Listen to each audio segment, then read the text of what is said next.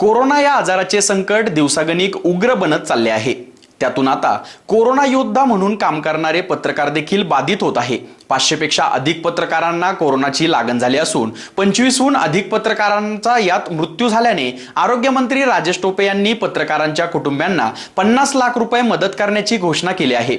मात्र त्यांची अंमलबजावणी न झाल्याने राज्यभर पत्रकार संघाच्या वतीने निवेदनातून मदत करण्याची मागणी होत आहे।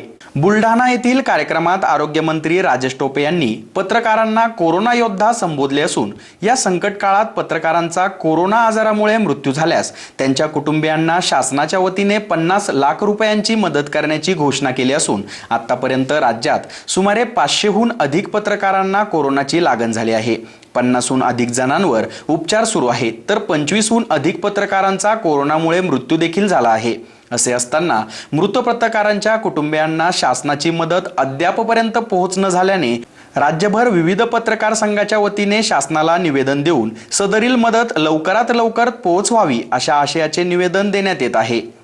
सिन्नरमधील तालुका मराठी पत्रकार संघाच्या वतीने शुक्रवार दिनांक 18 सप्टेंबर रोजी तहसीलदार राहुल कोताडे यांना निवेदन देण्यात आले। या प्रसंगी सिन्नर तालुका अध्यक्ष भरत घोटेकर, जिल्हा प्रतिनिधी विजय बोराडे, मार्गदर्शक राजेंद्र अंकार, माजी अध्यक्ष शैलेश करपे, संदीप भोर, अजित देसाई, विजय शितोळे, संदीप ठोक, योगेश गुरुळे, कैलास नवले, अक्षय गायकवाड, सिराज कादरी आदींसह पत्रकार उपस्थित होते। एसएन न्यूज साठी अक्षय गायकवाड। आरोग्य सेवक, पोलीस त्याचप्रमाणे पत्रकारही फील्डवर काम करतात आणि ते खऱ्या अर्थानं कोरोना योद्धे आहेत। आरोग्यमंत्री राजेश टोपे यांनी पत्रकारांना 50 लाखांचा विमा कवच देण्याचं कबूल केलं होतं। 2 कार्यक्रमांमध्ये त्यांनी तशी घोषणा केली। प्रत्यक्षात मात्र राज्य शासनाकडून त्याची अद्याप अंमलबजावणी झालेली नाही।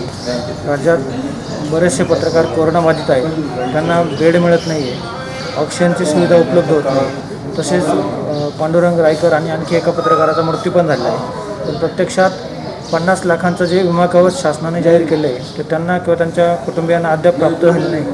तर शासनाने हे 50 लाखांचं विमा कवच पत्रकारांना लागू करावं आणि त्याची अंमलबजावणी करावी यासाठी आज संबंध राज्यभरात तालुका स्तरावर आम्ही निवेदन देत आहोत। सिन्नर तालुका मराठी पत्रकार संघाच्या वतीनेही सर्व पदाधिकाऱ्यांनी एकत्र येत तहसीलदार राहुल कोताडे यांना आमच्या मागण्यांचं निवेदन दिलं आहे।